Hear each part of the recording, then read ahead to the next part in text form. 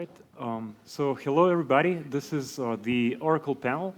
My name is Jagundas. I'm a contributor at Hoyo, which is a new lending market architecture which does not depend on liquidators or on oracles. So I'm hopefully the kind of neutral person to moderate the panel. So as you'll see shortly in the panel, we have quite a lot of diversity. I mean, we have ZK oracles as well as more classical oracles and also like business people as well as more kind of tech-oriented folks. So maybe first of all, I'll ask each one of you to do kind of a two-sentence intro, like who are you and what you're doing. Yep. Hey, everyone. My name's Torgen. I work at Chain Security. I do smart contract audits. I've also done quite a lot of research in the Oracle space. So I wrote a paper on the TWAP Oracle and how you probably don't want to use it because of multi-block MEV. Hey everybody, Jen Senhaji. I'm head of growth for Chronicle Labs, which is an Oracle system recently spun out of Maker. I spent my time at the Maker Foundation for many years, and yeah, happy to be here. Hi everyone. I'm not sure if it's Now it's working. Great. Hi everyone. My name is Malena. I'm with Hyper Oracle. We are a new ZK Oracle protocol. And what's different from traditional oracles in comparison to Hyper Oracle is that we're using zero-knowledge proofs instead of staking for our security. Hi, everyone. Phil Kelly. I'm at O1 Labs. So we're more towards the pure tech end of the spectrum in terms of panelists. O1 Labs is one of the OGs in the ZK space. We've been around for about 5 years. We did the engineering behind the MENA protocol. And then after that, and we're still contributing, but after that, we worked on an SDK to allow people to build verifiable off-chain computation. So a bit of a mouthful, but essentially, rather than relying on consensus and transparency, as in regular decentralized networks, you can now use ZK to build computations off-chain that are trustless, and then put the result back on-chain. So that's kind of relevant to oracles, very relevant to oracles, I think. So yeah, that's my interest in this. By the way, I've kind of spent some time in TradFi, including in risk management at the systemic level for a central bank. And then also in, I just remember this on the way here, also in price feed optimization in the days when TradFi was in an arms race for algorithmic trading, and we're just basically doing things like co-location of algorithmic trading centers with exchanges and working on ultra low latency messaging and in-stream processing, which is way less interesting because it's like unidimensional, one problem to solve. All right, so thank you very much for that. I mean, maybe to start off, we have two types of oracles, basically the more traditional oracles that are oftentimes based on staking, and then we also have ZK oracles, which is maybe a new thing, which is kind of coming around right now. So maybe Jen, can you maybe start speaking first of all about the more traditional oracles, like what's going on there and how perhaps people view them, what is important in differentiating between the different traditional oracles? Yeah, I guess maybe it would be helpful to start kind of the origin story of Chronicle, and this is a stablecoin focused event. So back in 2017, when Maker was launching its first version of DAI, Psi, there was actually no oracles available. So it was pre-Chainlink, pre any oracle system. So having to have an oracle available to support DAI and then the collateral assets, backing it, we essentially built our own in-house. So we built it out of necessity to really serve this purpose of launching DAI. Since then, over the years, as other Oracle providers came out, it just became very obvious, like, what we have is working, from a security standpoint, from a decentralization standpoint, and a verifiability standpoint. So we just never changed it. And just very recently, Chronicle spun out as its own independent brand and team. So from a design perspective, what we're really doing is kind of addressing the Oracle trilemma, which, on the previous panel, they were talking about the stablecoin trilemma, which is about, having decentralization, capital efficiencies, and security. And how can you get all of those without any trade-offs? And the same, problem can be said for oracles, right? Like oracles have historically been the Achilles heel of DeFi, where you're relying on this external actor to provide very critical information to your protocol, which could result in your protocol being drained or and users essentially losing money, right? Really bad stuff. So with our design, what we are focusing on is not making any trade-offs. So from a security standpoint, we've spent a lot of time just making sure that the systems in place, specific to the price validators, are robust enough where there's enough participants. So we utilize a signature scheme that allows us to essentially add unlimited amounts of validators. So the actors that are querying data sources and providing those data sources to the smart contract that then is read from all these different protocols accessing our Oracle data. So we've kind of solved this security issue where instead of having a limit of the amount of validators, we can increase that. So from a decentralization standpoint, what we've done is created a reputation-based network of validators. So currently within Chronicle, a majority of the validators are known DeFi operators. So you have entities like Gitcoin and Gnosis and DYDX, these reputation-based actors that are not just validators. Their business is not providing validating services. They have other core businesses in DeFi, and they wouldn't want to jeopardize their reputation by doing anything malicious within the design of an Oracle, within our Oracle system. So we've taken that approach, which is quite novel. And then furthermore, with this, the cost aspect, the signature aggregation that we use, it's actually called Schnorr. So this is something that's been used in Bitcoin for many number of years, and it allows the compression of many signatures. So being able to take many signatures from a wide variety of validators and compress them essentially into one super signature, which then results in a lower cost of an Oracle update because you don't have 10 different signatures, which include 10 different pieces of data going into a transaction. You reduce that into one signature and still having all of the corresponding signature information available. So from that perspective, our design has really looked at what are the key problems, and we don't want to make a trade-off in any of those areas of decentralization, security, or costs. All right, that's also a great comparison point, perhaps, between the more traditional oracles and the ZK oracles. So perhaps Phil or Marlene, would you like to maybe pitch in and try to contrast how some of these considerations are kind of reflected, or perhaps they're less relevant in the ZK world then? Yeah, so I think the major difference when comparing traditional oracles with ZK oracles is that ZK oracles are inherently trustless.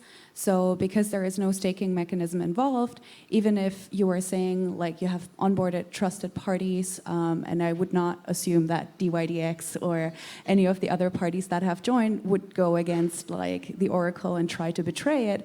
But in the ZK case, you don't even have to make these trust assumptions. So it's fully trustless because of the ZK proofs that are being generated off the data points. You can instantly verify the data. And I think maybe another thing, at least in the case of HyperOracle, but also from what I have heard from you, Phil, when you were introducing the ZK Oracle, Mina is working on, or O1 Labs is working on, is that in the case of HyperOracle, we are also unlocking a suite of features that are quite new to the idea of what we think an Oracle is. So we're going beyond the idea of just enabling price feeds, but we're also unlocking secure, trustless off-chain computation that functions in a similar way like a ZK rollup does. So we could also argue about whether it's actually on-chain or off-chain, what the right terminology is here. But basically, that allows us to then also do some really fancy advanced computations in the ZK Oracle nodes that lets us then trigger, again, actions on-chain. So besides providing a sort of API-like service to on-chain data for prices, for instance, we can also include off-chain computations that sort of advance the possibilities of what we can do with these oracles. Yeah, that's a great point.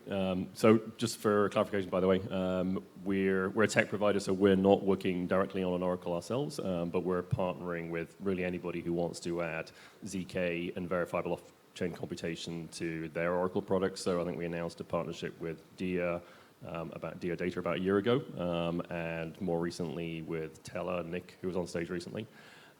So yeah, I mean, it's a big space for innovation once you introduce off-chain verifiable computation. And I think with traditional oracles, most of the focus is how do you source reliable data, and then how do you normalize it? So that even with traditional oracles, there is some computation involved. You take multiple price feeds, you maybe eliminate outliers, and then you might calculate something relatively straightforward like a volume weighted average price. As Marlene said, with ZK, you can introduce all kinds of new calculations. They could be to do with the metadata surrounding the Oracle price feed that comes out, the recency. You could add more complex calculations such as a prediction of liquidation impact on a price. You could add covariance with price movements in other price feeds to try and assess the risk that there's a Mango type attack going on. I mean, the sky's the limit. I mean, ZK in general just introduces a whole new area for innovation. So I think this is a really great point, that it sounds to me kind of like this maybe simple Oracle problem of just getting a price from off-chain markets and bringing it on-chain, kind of solved. Like, let's say that all the ZK tech works, right? Then we can actually just have the Binance or Coinbase or the average of those or whatever price on-chain. And then I think the really important part is, what do you do with this, right? Because the thing you care about is usually actually not the price, right? Like if you have, let's say, a stablecoin, what you care about is that your collateralization of the stablecoin never goes too low, right? And so you want to start liquidating the collateral if the price drops. And so you actually don't care that much what the spot price is, but what you care about is like, I have this collateral, how much can I sell it for? And when do I have to start selling it so that I don't get into an under-collateralized state? And so there, like, liquidity is super important, right? Like, you can get a much better price for 1 ETH than you can for, like, if you're trying to sell 1 million ETH at once. And so I think these liquidity measures are super interesting. And I also think they're super hard. Maybe since I'm the only guy who doesn't work on oracles, I can pitch the alternative that I actually see is Oracle free designs. So this is also something that's come up pretty recently, is like the realization that actually you can have liquidations without an oracle at all, right? Like the simple way to think about it is you just have a Dutch auction where the price starts really high and then it goes down over time, and at some point somebody buys it, right? And here you didn't have like a prior price, but then as soon as the asset gets bought, you do have a price, and you know that that is a real price for like that volume of assets, because somebody just bought that volume of assets at that price, right? And so in this way you can kind of have like liquidation price discovery maybe without an external price source, and you can do it all on chain. And then you need to just figure out like, when do you need to start these Dutch auctions, right? That's kind of the hard part. You don't want to be liquidating people that are over collateralized. And so there's 2 protocols that I know of that are doing this right now. One is called Ajna Finance, which spun out of Maker as well. And there's another one which is a stablecoin called Frankencoin, where they actually allow permissionless starting of these Dutch auctions, and they kind of have financial incentives as well to do this. Yeah, and so I think this is just also a really interesting thing, that like, even though we have maybe solved this, like, how do we get off-chain prices on-chain, it might still be nice to have Oracle free designs where you're not relying on first of all, the third parties, right? Still, the ZK Oracle could go down. You might not have uptime. You might have congestion and things like this. Well, with congestion, you're maybe always screwed. But yeah, it's just interesting to me that you can actually also build liquidations without needing Oracle specifically. So I'm probably the completely wrong person to push back on this, but I mean, there are many different ways to skin a cat, I guess. And I mean, in traditional finance, what people do is they're trying to use various different liquidity measures when it comes to markets. I mean, these are some sometimes quite sophisticated algorithms, and I guess perhaps Phil or Marlene, do you want to comment more on this? Like, is that even possible to bring these sorts of algorithms into DeFi products, perhaps the next generation of DeFi products, if not the ones that we have available right now? Yeah, so I would say, as we see it in HyperOracle, is that there has been this evolution in DeFi. So initially we started out with DeFi 1, where everyone was able to create ERC20 tokens, and then we traded them on centralized exchanges. Then in DeFi 2, we suddenly get like decentralized exchanges, and we get decentralized lending. But basically, if we look at the TradFi world, we then still have a lot more advanced financial products there and possibilities, right? And we kind of believe that with ZK Oracles, we can really introduce sort of the traditional financial products that we see in the financial world right now. So for instance, derivatives, ETFs, stuff like that, but do it in a fully on-chain fashion. And of course for that, we also would need, also in the case of stablecoins, we would need to do really advanced computations. And right now we cannot do that in a smart contract for once, because we're limited by the gas costs. It's just like way too prohibitive and way too expensive. Nobody would ever want to do that, right? But in addition to that, Solidity also limits us in the way that we cannot do floating points, we cannot do statistical analysis in Solidity. So we're unlocking that because our ZK Oracle nodes actually run in WASM, so we can do a lot more things that we currently cannot do in a smart contract.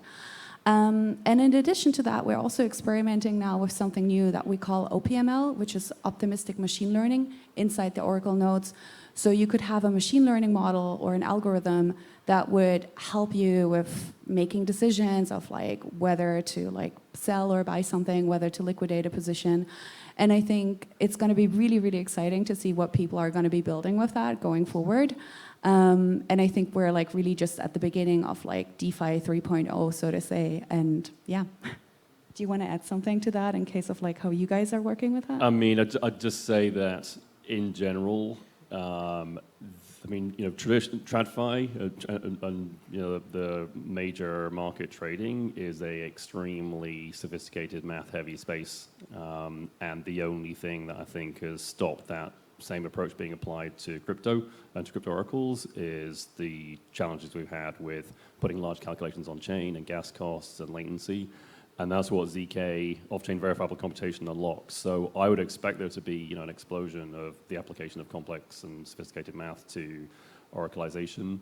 And I actually think I'm guessing that the market will be, you know, more complex than simply, you know, here's some extremely sophisticated math, because I think there'll probably be DeFi protocols and other actors that want to take some of the underlying data and do the math themselves and, you know, come up with their own what they think are competitive advantages from their analyses. So I'm expecting there'll be some, you know, ready synthesized oracles that are sophisticated predictions of liquidity depth and liquidation impact, for example. And then there will be a wider range of underlying data that will allow the more advanced people in the market to do their own calculations. But as it is always going to, I mean, you know, like I say, I came from a TradFi space where it was just an arms race for, you know, millisecond latency. So I also expect that latency will become more of an issue as well. Yeah, so I guess as in TradFi, in DeFi as well, we have like many different dimensions. Security is one, then kind of complexity is another one. Yet another dimension is kind of affordability of these Oracle products. So perhaps that's one direction we can also go into. I mean, of course, the Oracle market as we have now, I mean, the end user rarely pays for the Oracle. I mean, it's the market structure is just different. So is there anything interesting that can be said about how the Oracle market looks now versus where it is actually going? I don't know, Jen, maybe you want to comment on that? Yeah, that's a great point. Right now, the way oracles are thought about, who pays for them, who should pay for them, who wants to pay for them. There's really no kind of standard and consensus around that. Right now, the current landscape is typically like the chains will pay for those, on behalf of the dApps via grants. And then sometimes the dApps will pay for that or the asset issuer, right? But, in my opinion, having chains, subsidize these costs forever doesn't really seem sustainable.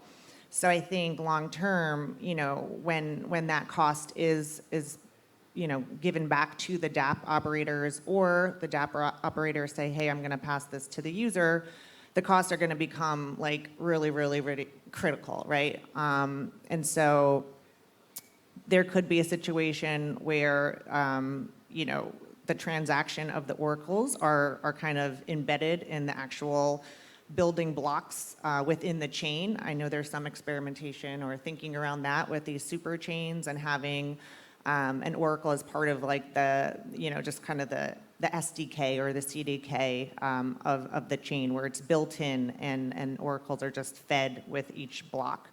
But yeah, I think at some point, we're going to be looking at more of it like on the dApp side. I think that seems like the more realistic, place to be paying for oracles, since those are like the end consumers. Those are the customers. They're running their protocols, and oracles are essentially a security component. So just as a protocol will pay a lot of money for the top auditors, like chain security in the space, oracles are another piece of that security. So I think it feels like a natural, evolution that dApps would be considering that cost.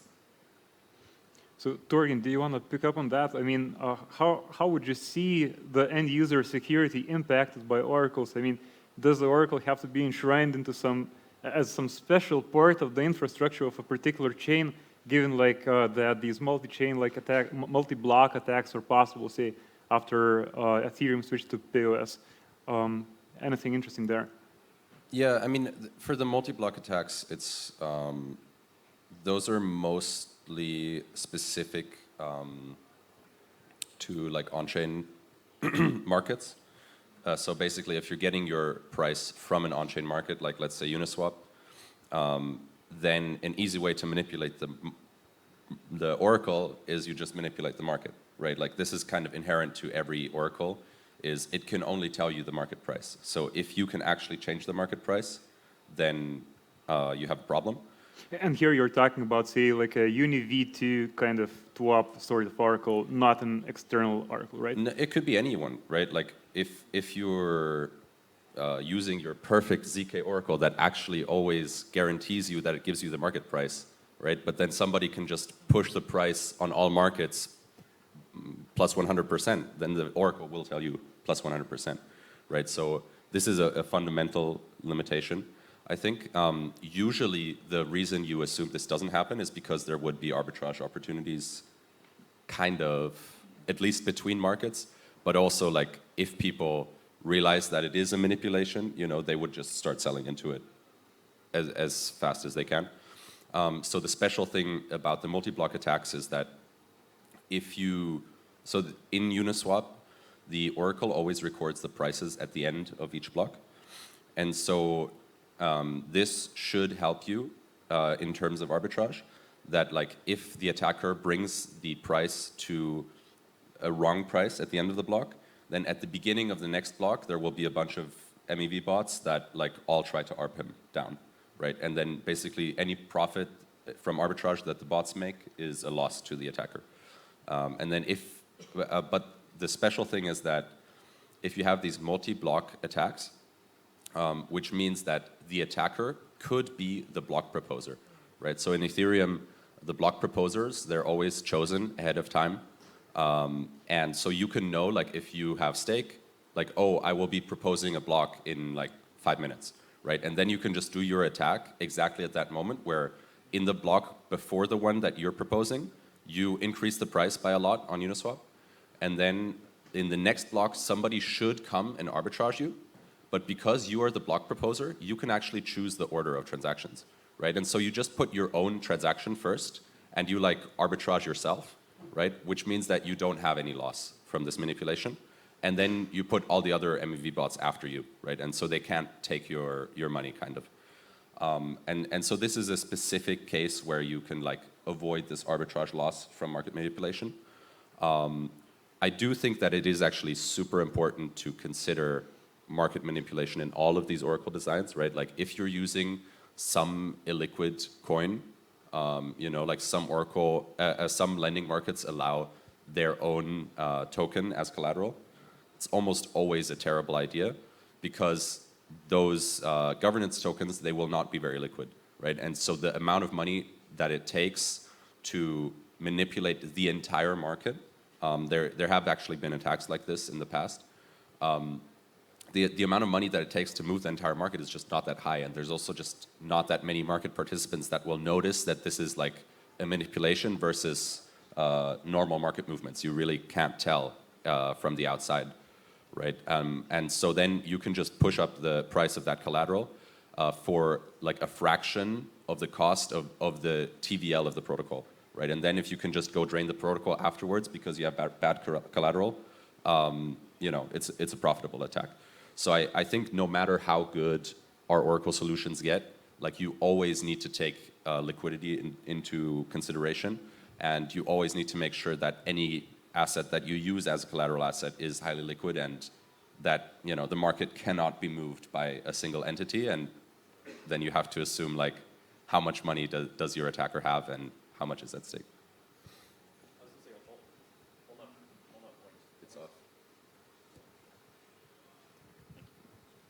On that point, I mean, I referred at the start to the potential to add surrounding data to help interpret oracles, and that could potentially be a solution to the kind of situation you're talking about, where you have not only a price feed, but you have information about surrounding market and surrounding protocols. So, for example, if you get sudden price movement and your pricing oracle also tells you that, you know, there's some coefficient indicating that similar coins have had the same price movement, then you probably you wouldn't feel entirely safe, but you'd feel safer than you would if it was a single coin pop. And then the other thing you could potentially do is have data on, you know, flash loan activity, just to try and, I mean, there's probably nothing that's entirely deterministic, but you can have additional Oracle type data to get better probabilistic certainty about, or probabilistic bets about whether there's an attack going on or not. And actually, to the question earlier about how the economics will play out in the Oracle market, I mean, my assumption is that there will be protocol and, you know, foundation level cost bearing for basic oracles, and then because you can now do more sophisticated things with ZK and off-chain computation, there could be DApp-specific oracles. Well, I think there's more potential now for DApp-specific oracles that would then, you know, probably have the charge falling on the DApp.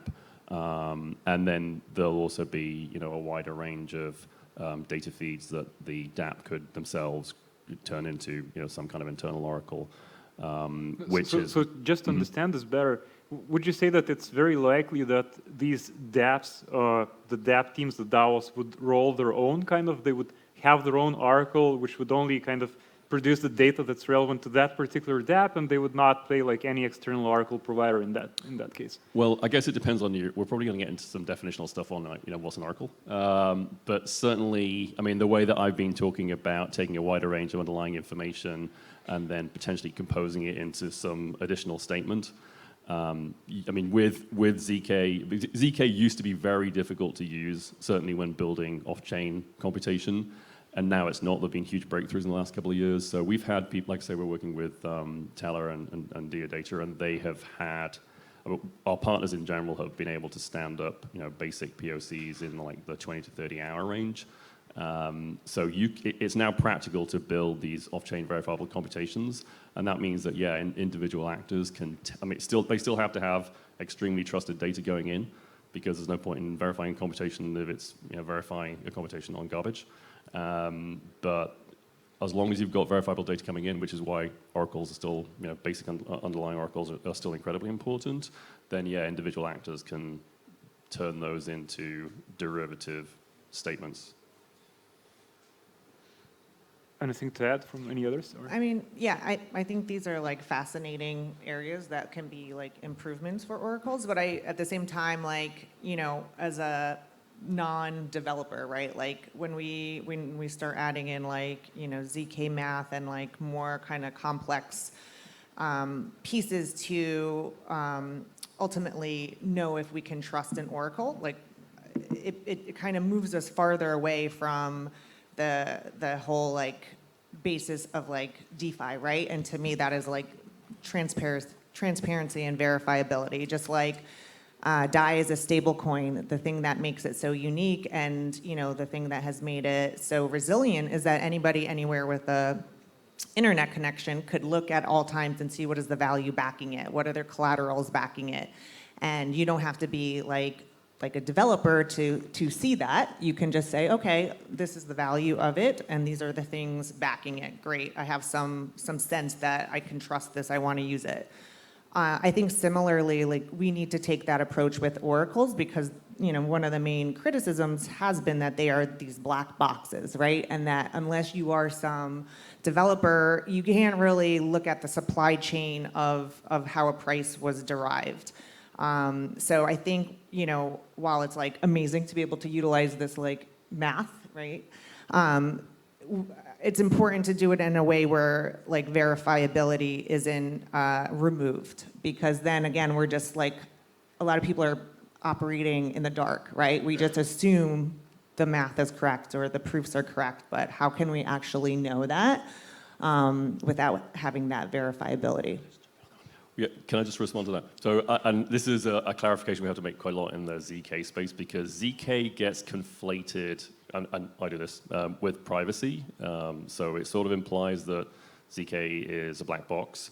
In fact, there's an incredibly important property which is succinctness, and it's the property which a lot of the rollups are using, and bridges. And basically, you can have a derivative oracle that publishes a price that people can trust immediately, and you don't have to hide any of the underlying data or the calculation. It's just that you're giving them the output, and they're able to trust it. And they can re-verify if they want. They can redo the calculation, but they're able to succinctly trust the output without doing all the math again themselves. Or they can redo it on a sampling basis. So yeah, I agree. If it is a black box oracle, then you've got other considerations. But we're looking at succinctness plays.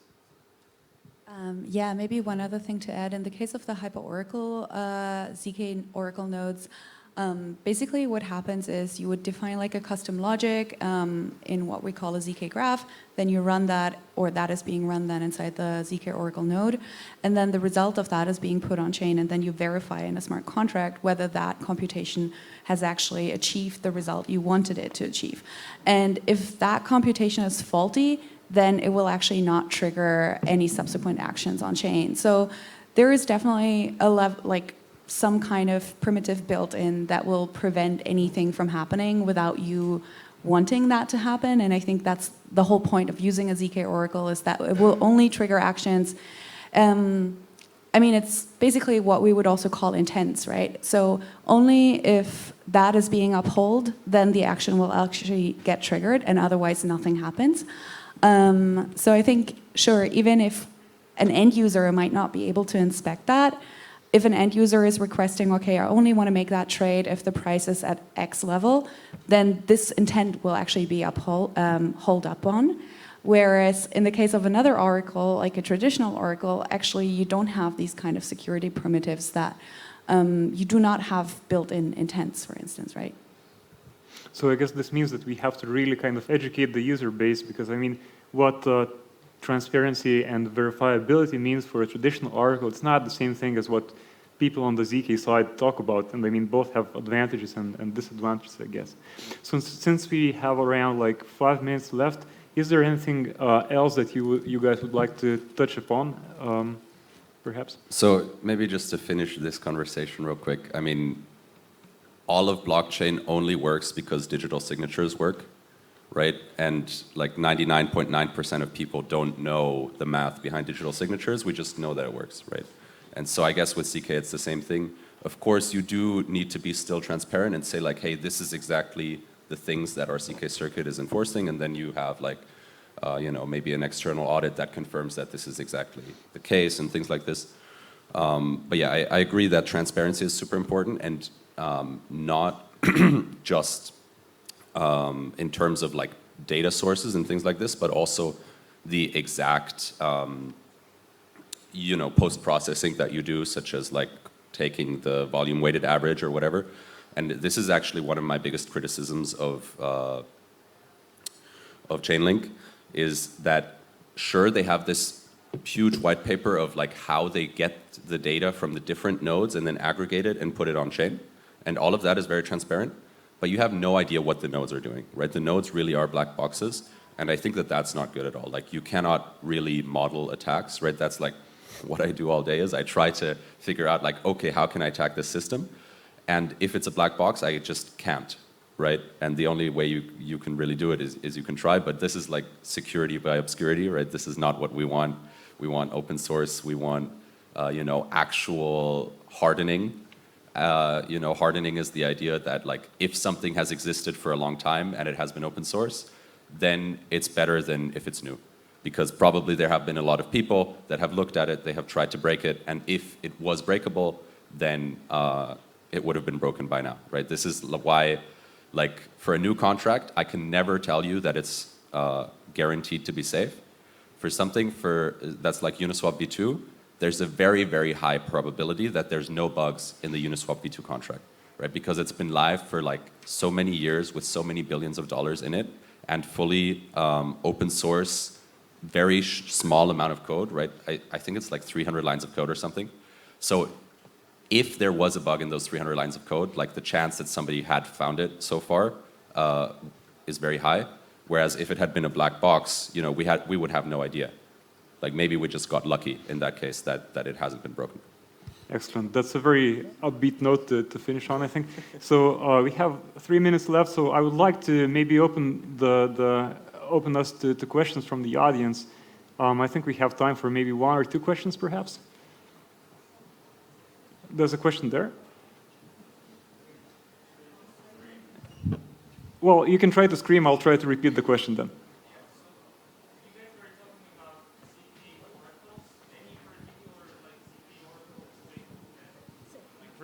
Yeah, I can repeat the question. So you guys were talking about ZK oracles, and I'm just curious what ZK oracles are already out there or are upcoming and something to check out. Maybe some recommendations. Thank you. Well, I'm going to be shilling my own oracle then. So yeah, you should check out then Hyper Oracle. We are on Sefolia testnet right now and going to go live on mainnet on Ethereum next year. We do have some mainnet functionalities that's already live right now. For instance, we built a liquidation keeper for Compound recently, so you can check that one out. And yeah, also as mentioned before, we also recently launched OPML, which is kind of our attempt to build towards ZKML for our Oracle nodes, so you can also run like machine learning inside the Oracle nodes very soon. So as I said earlier, we're not an Oracle provider, but we are collaborating from a tech perspective with Dia Data. They announced as a partner around a year ago, and then more recently with Teller. And then I'd kind of say again, we're not looking to build black box algorithms, but simply algorithms where you can verify the result quickly. So. Hang on, the mic will probably come to you. Or not. Just scream. All right, go ahead.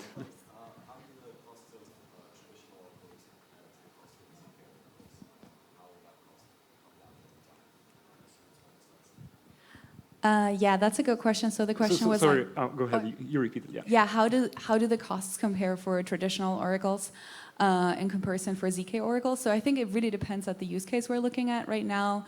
Like L2 chains will pay like 2 to 3 million a year for Chainlink to just like be on that chain. So in that case, the cost will be significantly lower, especially for like new market entrants, because we'll be happy to be like on new L2s, right? That being said, when it comes to the actual cost of like executing computations in the ZK Oracle node, to be honest, we don't have like exact benchmarks on that yet. The costs will certainly go down over time as we make like advancements when it comes to the hardware side of things, but I don't have exact numbers I could say right now, unfortunately. Jen, any number that you want to give, or? Yeah, I'm not sure either, like on the ZK side, but I was just say like, at Chronicle, we looked at the kind of the pricing dilemma with oracles, right? And how every time you add a new validator, you add an additional cost to the gas costs. So we're utilizing Schnorr, which again is a signature aggregation scheme from Bitcoin, and that allows you to compress signatures into one signature, and that cost is 80% less than some of the leading Oracle providers. So scaling long term, cost isn't going to be a hindrance to security. So that's kind of where we took it, looking at different mechanisms to verify signatures. All right, so I think that we are out of time. So thank you very much to the panelists, and thank you to the audience once again. Thank you. Thank you.